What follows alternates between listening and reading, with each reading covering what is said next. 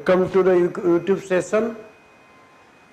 Today we are going to discuss the rest part of the Union Executive. In the last class we had discussed about the appointment and oaths affirmation of the Council of Ministers. Okay, in this class we shall proceed with it. The Council of Ministers are headed by the Prime Minister, is the real executive of the India, and they are appointed by the President on the advice of the Prime Minister of India. They ensure collective responsibility, and in a parliamentary democracy, Council of Minister and Prime Minister is the backbone. They are the real power centers or center of powers of governance. So, Council of Ministers hold a very unique position in our political system. In the last class, we have already focused on the creation of the Council of Ministers and their qualifications, their appointments and oaths, affirmations. Okay, and you know the Council of Ministers do not have any specific qualifications. Like the Prime Minister, they have to be a member of the either house of Parliament. But in case a person is not a member, he can be chosen as the minister, provided he or she should avail himself a seat in either house of Lok Sabha or Rajya Sabha within 6 months from the date of appointment.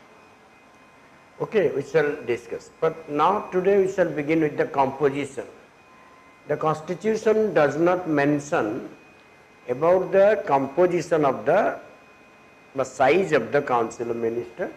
It was not there. So by 91st Amendment Act 2003, after a constitutional amendment, 91st Amendment Act 2003, it was provided that the Council of Ministers shall not exceed 15% of the House of the People, total strength of the 15% of the House of the People only, House of the People. It means Lok Sabha.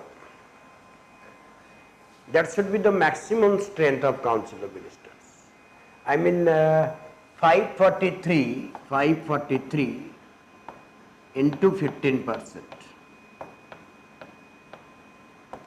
is equal to about 81. So number of central ministers shall not exceed 81, it including the Minister of State and Cabinet Ministers. That is a ban put on to avoid any discrepancy in the portfolio management.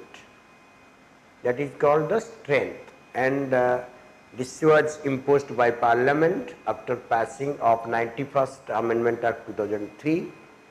Okay, and this amendment is also applicable to state ministry. In the state, the number of ministers shall not exceed 15% of the present strength of Vidhan Sabha and not less than 12 members in that case. Okay, so that is the thing of the Council of Ministers. Okay, now we shall move to the function of Council of Ministers. Functions. What are the functions of Council of Ministers? Functions of Council of Ministers. What are the functions of Council of Ministers? Okay.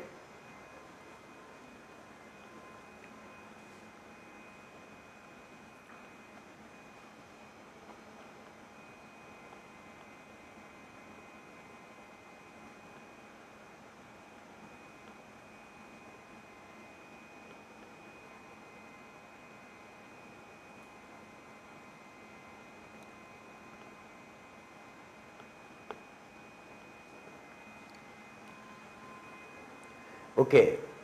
So, Council of Ministers have different functions like legislative functions. Legislative functions. Legislative functions. Council of Ministers play a very important role in the passage, in the introduction and passage of a bill. In fact, they belong to the ruling party, and the ministers introduce the government bills in the parliament. They are the sole decision maker with regards to the legislations that to be introduced in the parliament. So, in a parliamentary democracy, the legislative functions are the major function of the Council of Ministers headed by the Prime Minister. The leader of the house, I mean the Prime Minister or a minister in other house, they decide what kind of bill to be introduced, what will be the bills, and should be the nature of the bills, and what the proposal for legislation. They decide the course of legislation in the legislature. So, this is their legislative functions. Then they have also executive functions.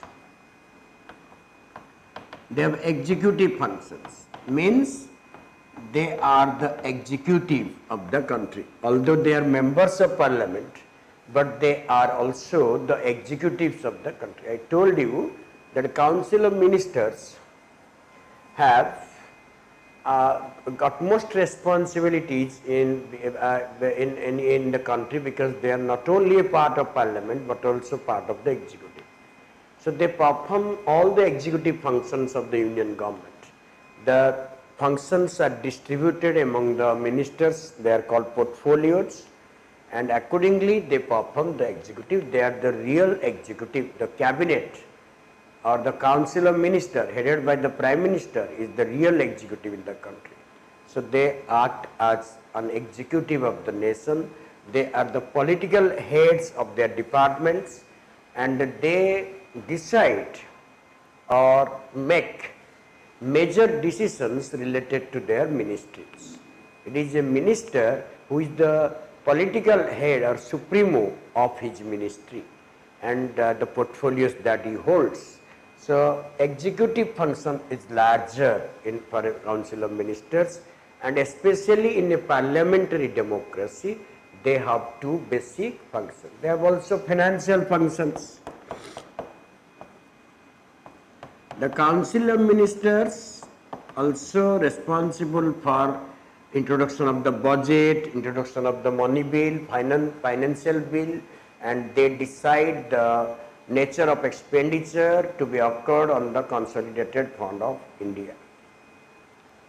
They have onerous, but they have a lot of financial functions. In fact, the nation's purse is under the control of the Council of Ministers headed by the Prime Minister. So, they decide the money bills, they decide the grants, they decide the budget, they perform a lot of financial functions. Okay, these are the things, and also their functions of administrative functions. They are responsible for the human resource management of their departments and of their ministries, and they also responsible for the management, administration and control of their departments. So, they also function certain administrative functions. Okay, that is a kind of things, administrative functions. Got it? So, functions of the Council of Ministers are responsible for the administrative functions. Okay, these are the functions of the Council of Ministers. Then we shall come to the basic principle of parliamentary democracy, that is collective responsibility. That is collective responsibility. Okay. Okay. Now we shall discuss the collective responsibility. Article 75 of Indian Constitution. Article 75 Article 75 of Indian Constitution deals with the collective responsibility, principles of collective responsibility. It is said that the Council of Ministers headed by the Prime Minister, the Council of Ministers, the Council of Ministers headed by the Prime Minister,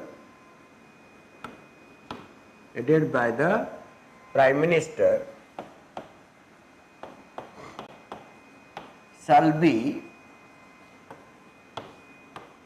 collectively responsible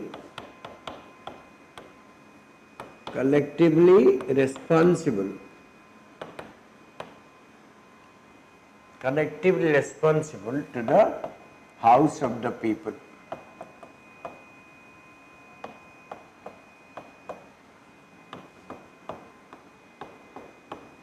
Should be collectively responsible. So what is the meaning of collective responsibility of the Council of Ministers? What is the meaning of that? There are two meanings if you judge. There are two meanings. One, that the ministry or the Council of Ministers headed by the Prime Minister, the ministry shall continue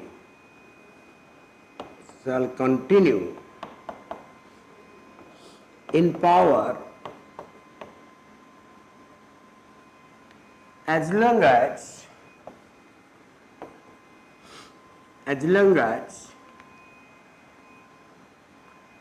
the ruling party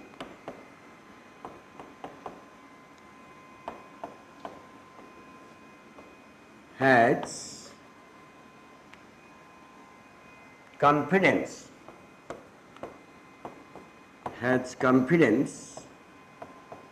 of the House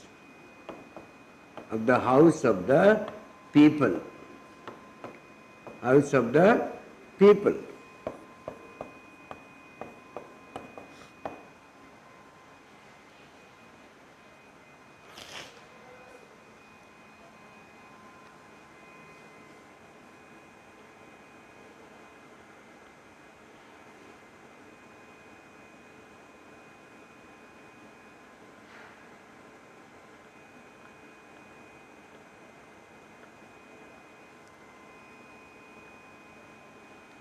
Okay?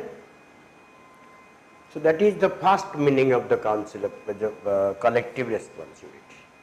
Means the ruling party will continue as long as they have confidence in the House. That means if they lose confidence or majority in the Lok Sabha, they will have to go. The second meaning of the collective responsibility we can summarize that they, means the ministry, they work as a team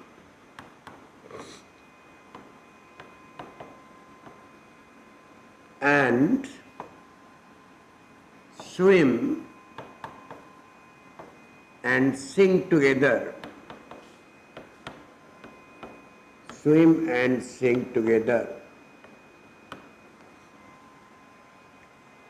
They work as a team and swim and sing together. A single no confidence motion against the government will make it collapse. So when any motion or any no confidence motion is moved and accepted by the House of People, the entire ministry come down, means the entire ministry resigns. They take the responsibility of the mistakes committed by individual ministers. They work as a team, Team India. Number 3, each minister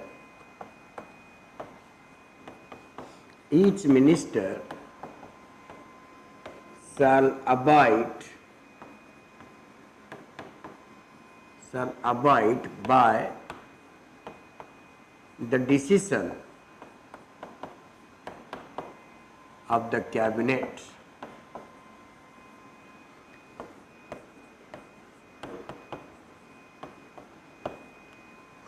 each minister has to abide by the decision of the cabinet, even if he personally disagrees with it.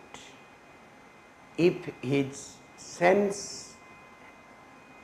he personally realizes that the decision taken by the cabinet or the government is not an appropriate decision or a right decision in the interest of the country, in the interest of the people, he will not raise his voice against the decision because he is a member of the cabinet and or council of ministers. It is his duty to abide by the group decision. Any minister goes against the decision or make it public, his grievances, his opposition against the decision in the public, then he will have to resign. He will have to resign.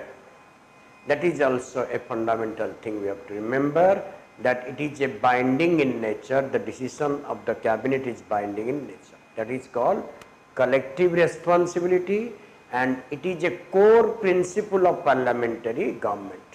The parliamentary government survives on the basic principle of collective responsibility. Okay, that is also. Hence, we say that in India, the decision making in India is plural in character. There is a pluralistic decision making tendency that develops, and there is not a singular decision making body. Cabinet is a plural body, it takes the major decisions. Okay, so these are the things, collective responsibility. I hope you have got it well. It is a very important core principle of parliamentary democracy, so quite important for your examination also. Okay, now individual responsibility. Individual responsibility. According to Article 75, as per Article 75, a minister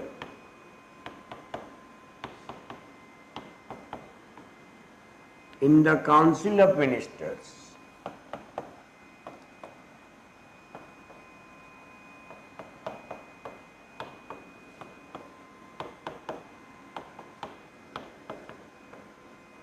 shall be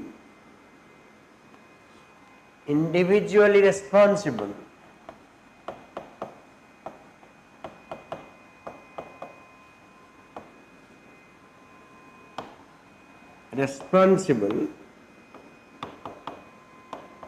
to the President. They are collectively responsible to the House of the People and individually responsible to the President. So what does it mean? It means that a minister can be sacked by the President, can be terminated by the President for his personal fault. So therefore it is said minister is individually responsible to the President but collectively responsible to the Lok Sabha. It may be noted here that unlike UK cabinet system, in India there is no legal responsibility of the ministers. The ministers are not legally responsible for their acts of omissions and commission. It is the government which is responsible as a whole. The government of India is responsible as a whole, not the single minister is responsible for that. So these two principles, like collective responsibility and individual responsibility, are the core principle of the parliamentary democracy. Okay? Another thing you have to note also, that cabinet and council of minister difference. The council of minister is the larger body, collective body, and cabinet is a smaller body within the council of ministers. Cabinet is a smaller body of within the council of ministers. The council of ministers contains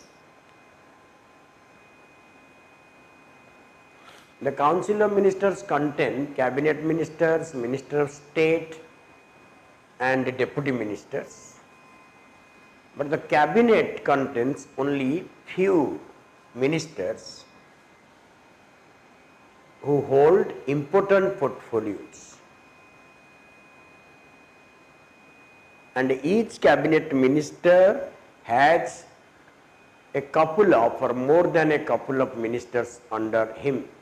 They are called minister of state. So cabinet is a specialized body within the council of ministers. Another thing, cabinet meets as a body regularly.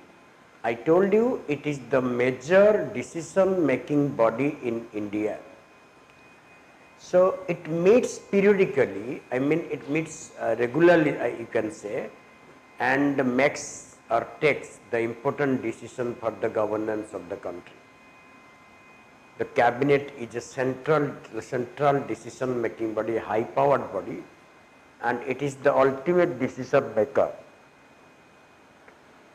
For its role as a decision maker and for its influence in the government, sometimes parliamentary government is also called cabinet government. Cabinets are not only the supremos of executive departments, but also they play a very considerable role in the legislature, union legislature, as we have discussed. Therefore, sometimes due to the influential role played by the cabinet and the powers they hold, parliamentary government is often described as cabinet system. Okay, parliamentary is often described as cabinet system. So that is the responsibility. I have noted it down. Please take a note of it.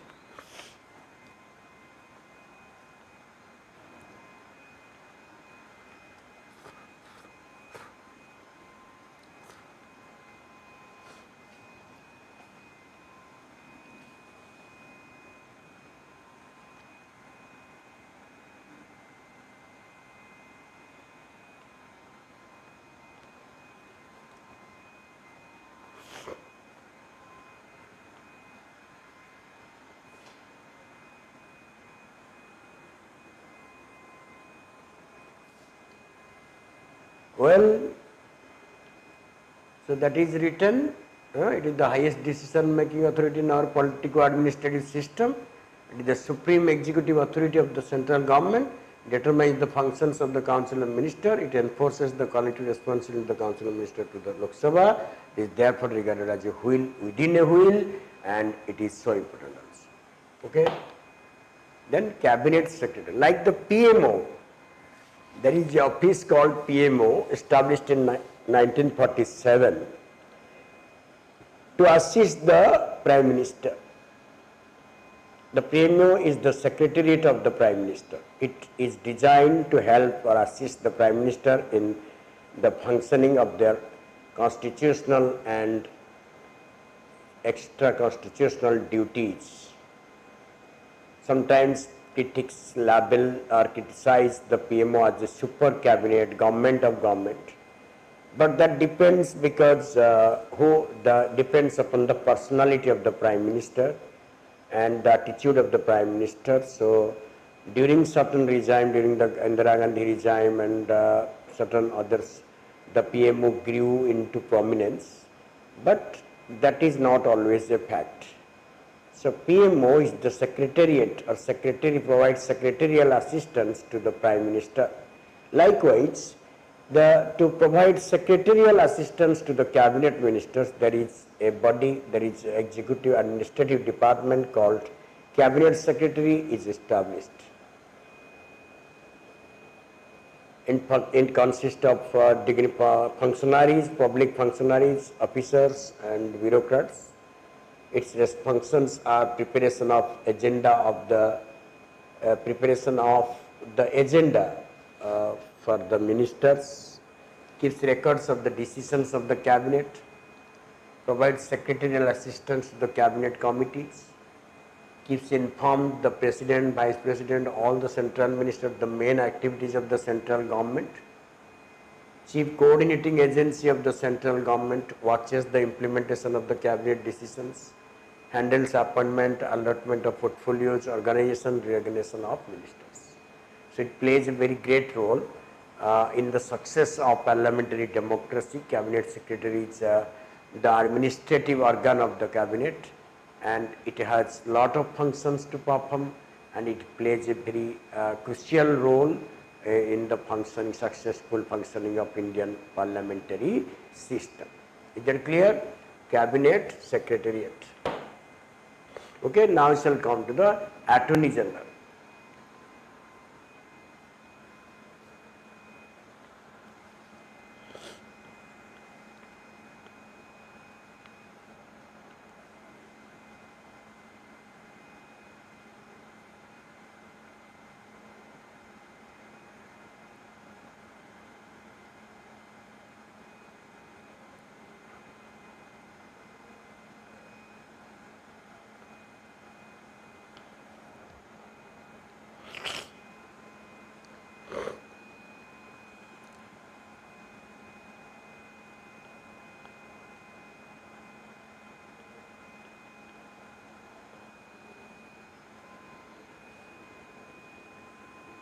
Okay.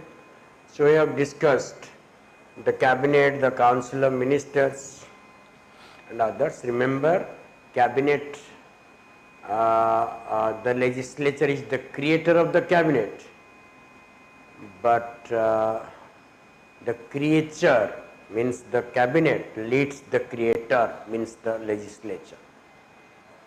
Okay, cabinet is created by its cabinet members are the members of parliament, but in fact the cabinet controls the legislature. Okay, now we shall come to the last part of your union executive called Attorney General. Attorney General is the highest law officer of the country, is the highest law authority of the country, of the government, and he belongs to the union executive. He belongs to the union executive.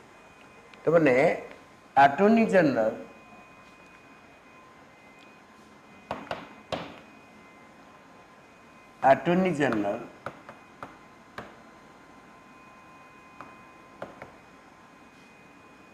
is the highest law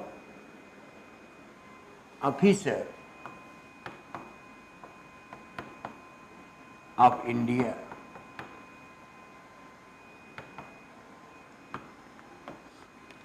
Is the highest law officer of India.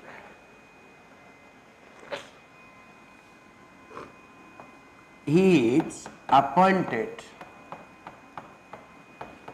by the President on the advice of the Prime Minister.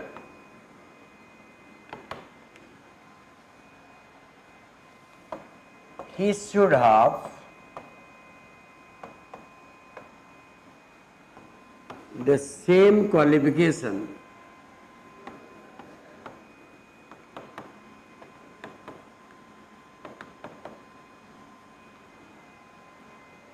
to become a judge of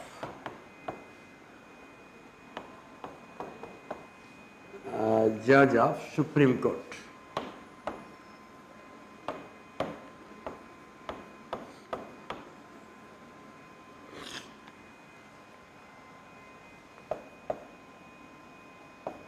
But remember, he is not a judge of Supreme Court. He holds office during the pleasure of the President. Please take a note of this.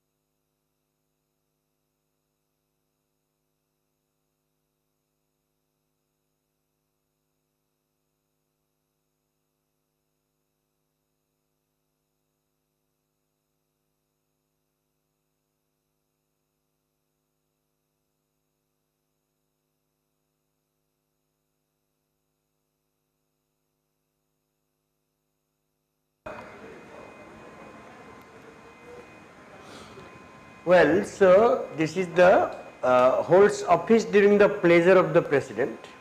What do you mean by the pleasure of the President? Any idea about the pleasure of the President? What is the meaning of that? That is, he is removed by the President without any cause, without any citing any reason for that. He holds office during the pleasure of the President. Okay? And that means he doesn't have a fixed term, and another thing, he doesn't have fixed salary. He does not get any salary at all. Okay, that is all about Attorney General. Sorry. Now we shall come to the functions of Attorney General. Role and functions of Attorney General. Sorry.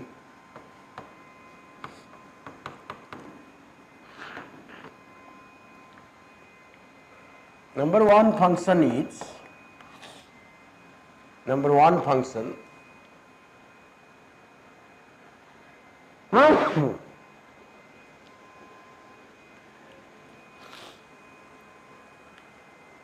he represents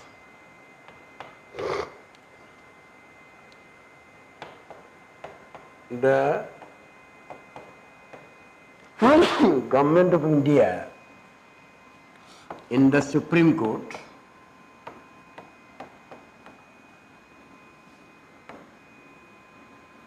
under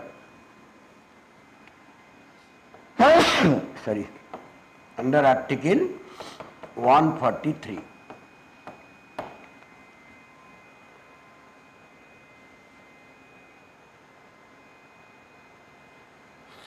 Number two,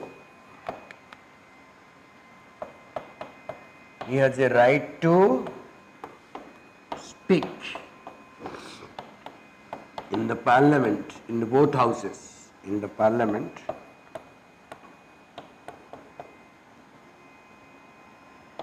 but has not the right to vote. He doesn't have right to vote.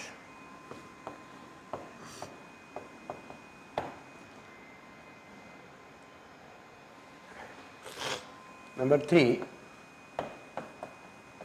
he can be a member of a committee of the parliament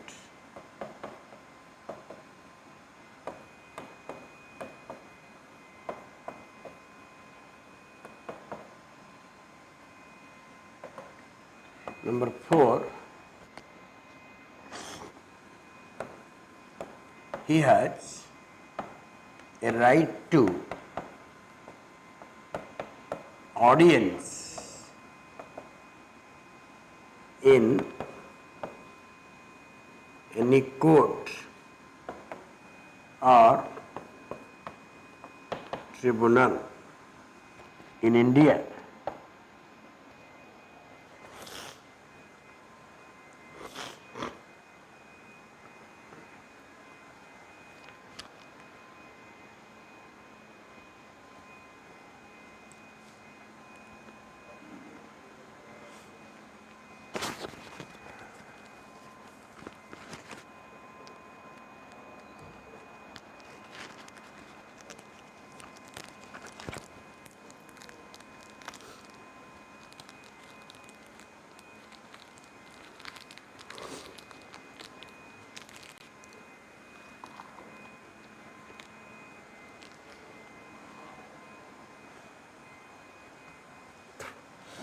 So these are the rights of Attorney Generals, but the role and function of the Attorney General.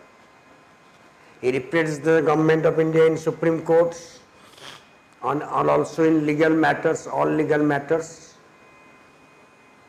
He has power, authority to speak in Lok Sabha and Rajya Sabha, though not he is a member, but he doesn't have the right to vote because he is not a member. And he can be a member of a committee of the parliament. He has a right to audience in any court or tribunal inside the country. These are the role and function of the Attorney General, and the Attorney General is assisted by 2 Solicitor Generals and 4 additional Solicitor Generals. That is to be noted also. Two Solicitor Generals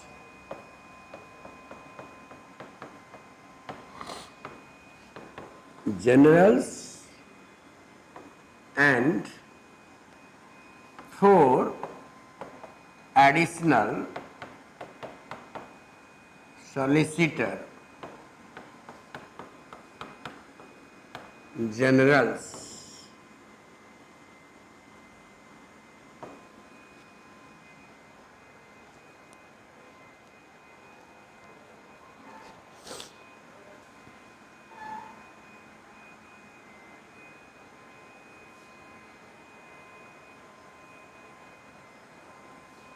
Okay. So with this we have come to the end of the chapter, Union Executive. We have gone extensively and in detail, extensively covering some important parts. We have left nothing in between.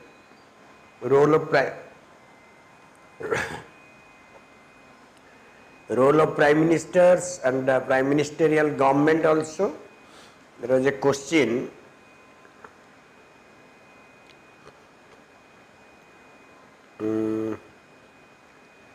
that India is marching towards the Prime Ministerial government. Discuss. There are many reasons. One is that the elections to the parliament that are held, that are called general elections, are elections of the prime ministers. Virtually the elections are held on the popularity of the person who is decided as to be the prime minister, who is presented as the prime minister of India, who is going to be the president. So people vote that party whose prime ministerial candidate has popularity across the country. Therefore, the parliamentary term is called the the prime ministerial government. The popularity of Jawaharlal Nehru, Indira Gandhi, Rajiv Gandhi, and also Atal Bihari Vajpayee and Narendra Modi has been a very decisive factor in the result of the elections, parliamentary elections. For this reason, sometimes parliamentary elections are called the prime ministerial elections. Another thing, the prime minister is the leader of the majority party in the Lok Sabha. He is the leader of the majority party in Lok Sabha, and also the leader means the party which rules. He is also the president of that party. Many prime ministers have been the president of their party, along with, at the same time, they are the prime ministers. Indira Gandhi, Rajiv Gandhi, and you can say Jawaharlal Nehru, P.V. Narasimha Rao used to be the president of the Congress party when they served as the prime minister of India. Hence, because parliamentary government is majority party government or majority party rule, so prime minister is the president of the majority party. Hence, parliamentary government is called prime ministerial government. Another thing, the prime minister is the principal channel of communication between the president and the council of ministers. He is a central factor. He is the pivot in the relationship between the president and council of ministers. That is also a factor responsible for that. The prime minister is the real executive in a parliamentary democracy. Although the president is the head, but he is nominal and tutorial head, he doesn't have substantial powers. All the powers and functions of the governance of the country are exercised by the prime minister, in fact. So, prime minister is sometimes called de facto sovereign ruler of the country. Then he has the power to select the ministers and ministers in the council of ministers, although ministers are appointed by the president, but it is only on the advice of the prime ministers. Another thing, the ministers, who are the real executives, hold office during the pleasure of the president, but virtually it is the pleasure of the prime minister. Hence, the parliamentary form is called the prime ministerial government. And it seems to raise a pedestal above them. He is the chairman of the cabinet, which is the major decision-making body in a parliamentary parliamentary government. Cabinet is the major decision-making body in the parliamentary democracy, and prime minister is the chairperson of the cabinet. He chairs some important cabinet committees like cabinet committees on appointment, political affairs, economic growth and investment, employment and skill development. All these important committees of the cabinet are chaired by the prime minister. So, he holds a substantial space in the union government, and it is therefore called the prime ministerial government. Another thing, the parliamentary government stands on the prime minister, means stands as long as prime minister is there. As soon as the prime minister resigns, the parliamentary government dissolves. So, he is the life of the government. He is the life and is the kingpin of the government. The entire success of the government revolves around him. That is why it is called prime ministerial government. He coordinates all the departments, the activities of all the departments, and in a parliamentary democracy, the position of the prime minister is increasing day by day, and his dominance his dominance in the executive has been reflected in the rise and expansion of his Prime Minister's office. In some way, Prime Minister's office resembles the office of the Prime President of America. Ambedkar in the Constituent Assembly has rightly mentioned that if any dignitary is to be compared with the USA President, the most powerful office in the world so far, then it is the Prime Minister of India, not the President of India, who is a nominal head. This tells us, but this delineates the importance of the Prime Minister in our political system. It is for these reasons sometimes parliamentary government is termed as prime ministerial government because of the influence and the position that is held by the Prime Minister. Okay? So these are the things. Now we shall move to the questions. Okay, some questions are there, kindly note it. VP, PM and please look at the questions.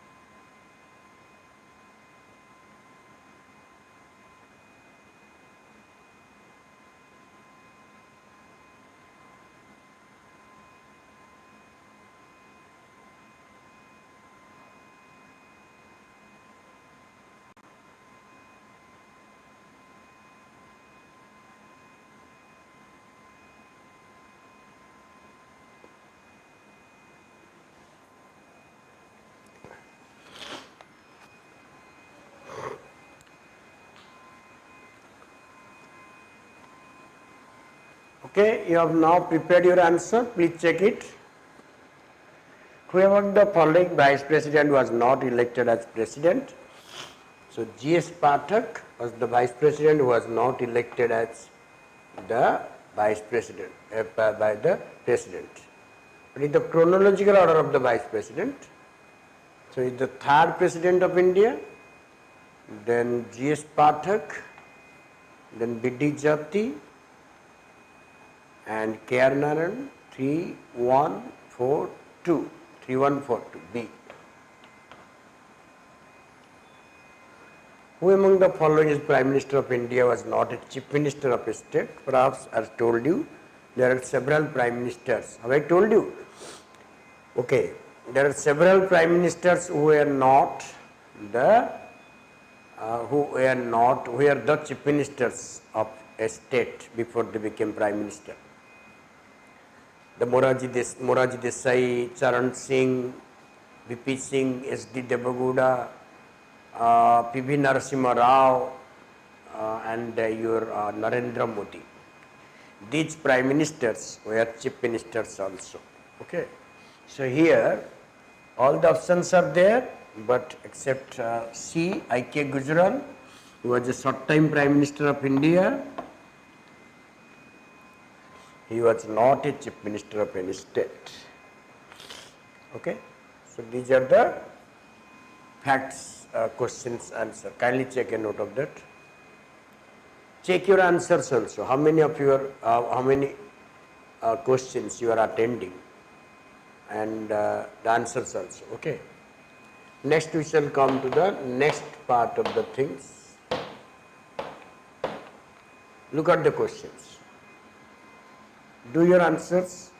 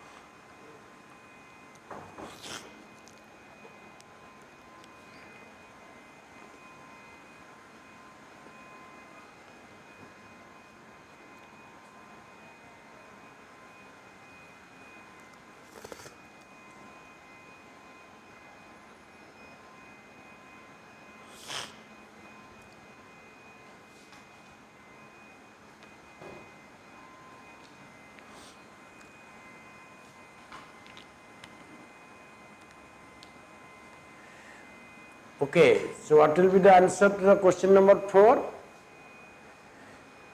The Prime Minister of India is appointed by the President, right? At the time of appointment, Prime Minister must be a member of Parliament, not necessary. So that is incorrect.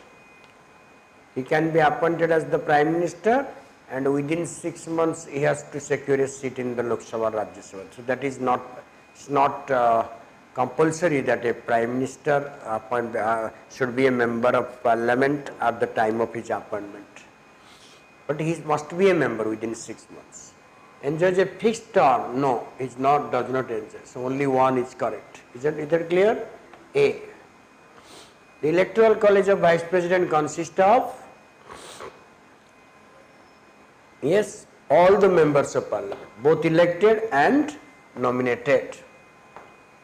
Both elected and nominated. Okay? These are the answer is A and D. Question number 5 answer is D. Got it?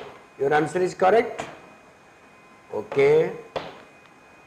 Now come to 6 and 7 also. Do your answers.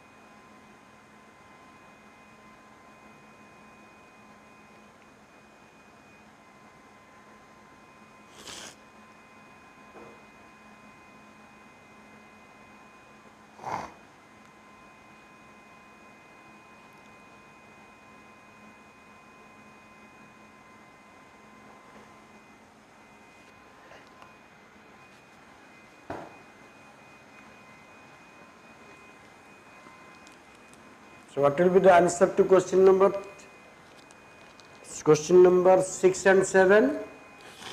What is the answer to question number 6?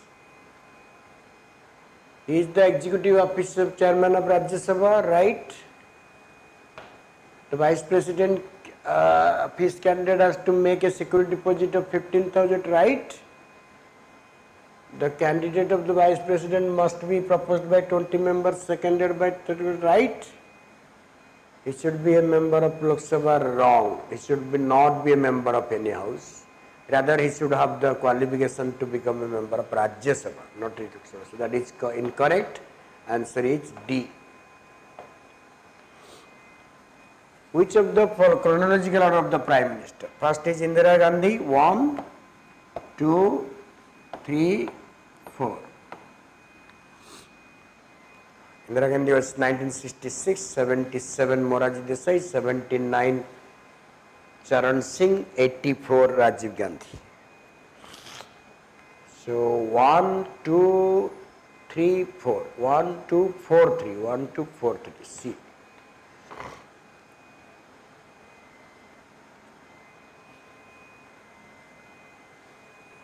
Indira Gandhi 1966, Moraji Desai 1977, Rajiv Gandhi 1984, Charan Singh 1979. They became the chief prime ministers. Do it 8 to 9.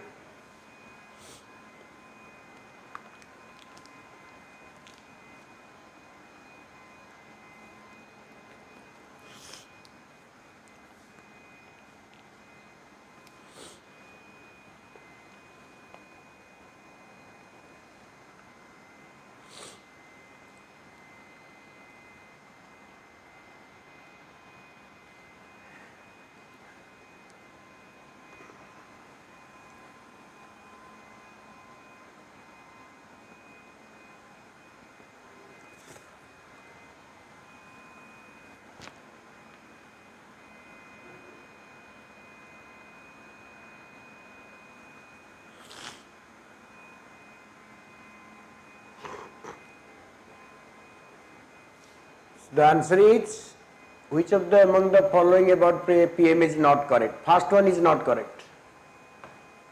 A is not correct. Obviously, all the options must be correct. Allocates, reshuffles various portfolios. Yes. Is the authority to recommend dissolution? Yes. He declares the policy of the government? Yes. So all are right. That is wrong. A.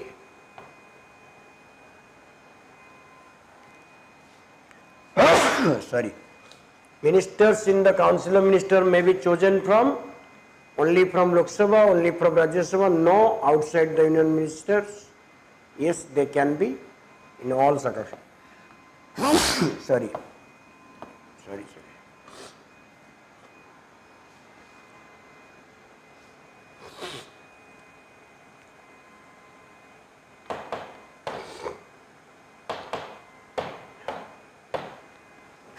Sorry.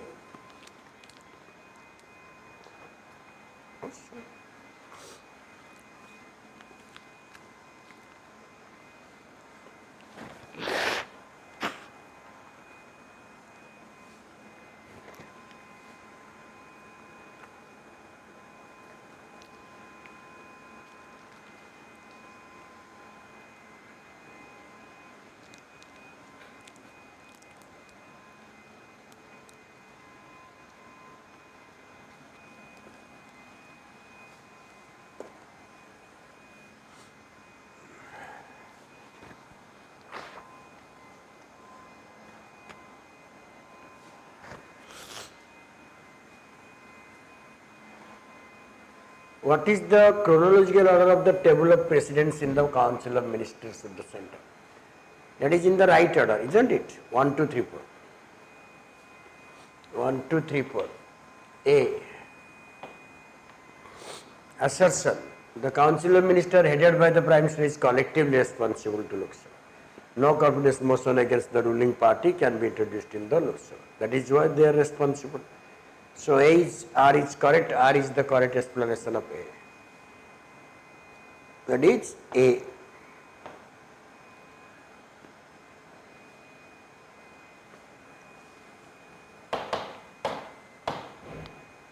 The only Vice President died in office, Krishna Kant. He died in 77 probably. C.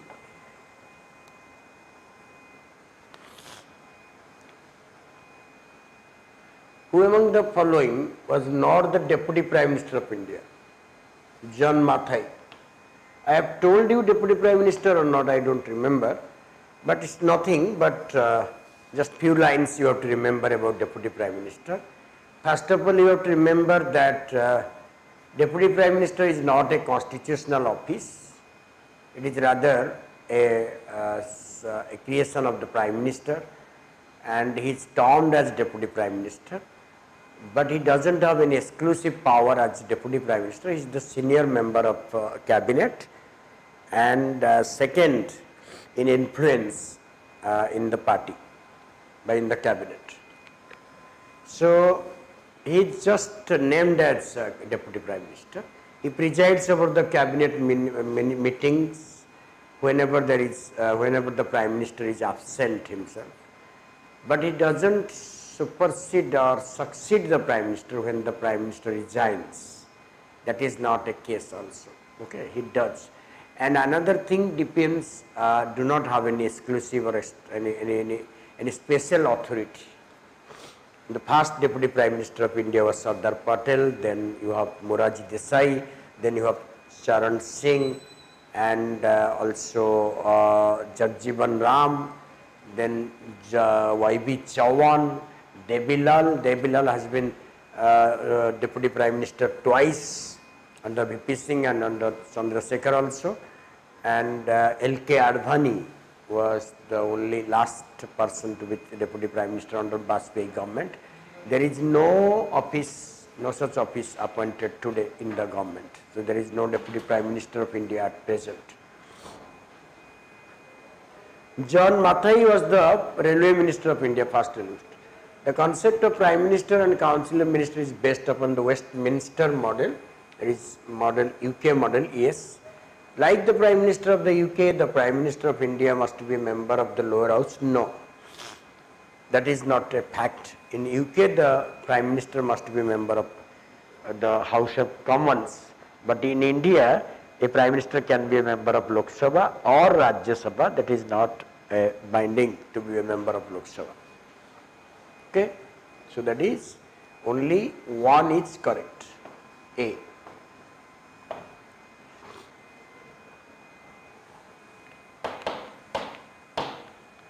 Now come to 15, 16, 15 and 16, please maths.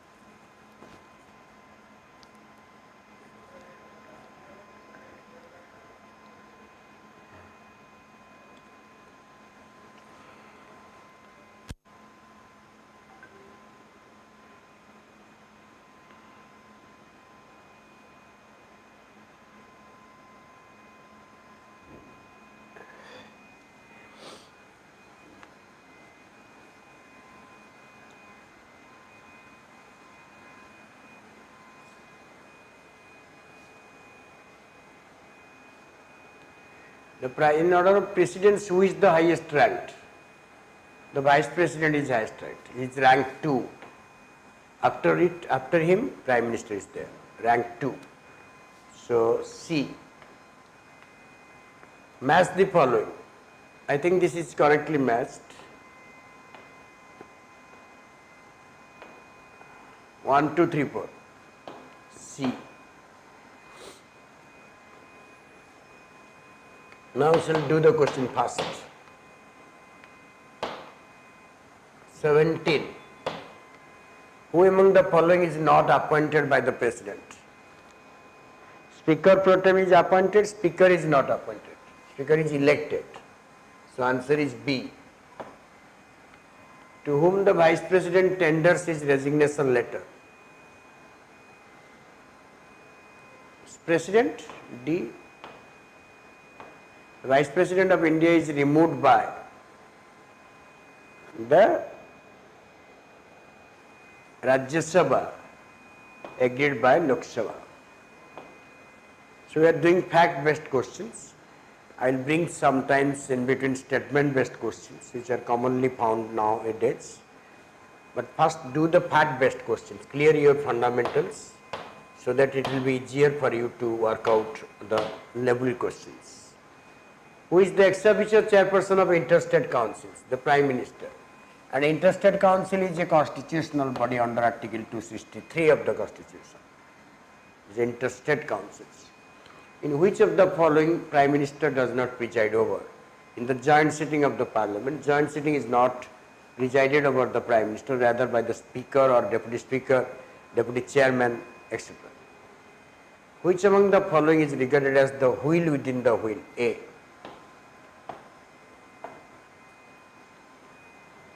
That is D. That is B. All right. Who was the first Prime Minister to resign from his office? First Prime Minister was Morarji Desai, probably. It is D. Who among the following is incorrectly matched? Baldev Singh, first Defence Minister, correct. John Mathai was not the first Finance Minister, rather he was the first Railway Minister.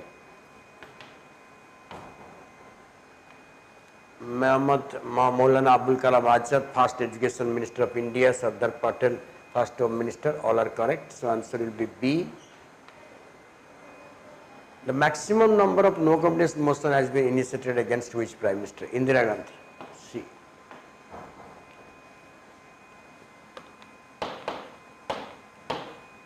Okay, so this is all about the class today, and I am not going to introduce the next chapter. We will start fresh from the beginning in the new class, in the upcoming class, and that will be the chapter on Parliament, Indian Parliament. So stay home, stay prepared, and hope that you will do best of your effort, okay, in every examinations.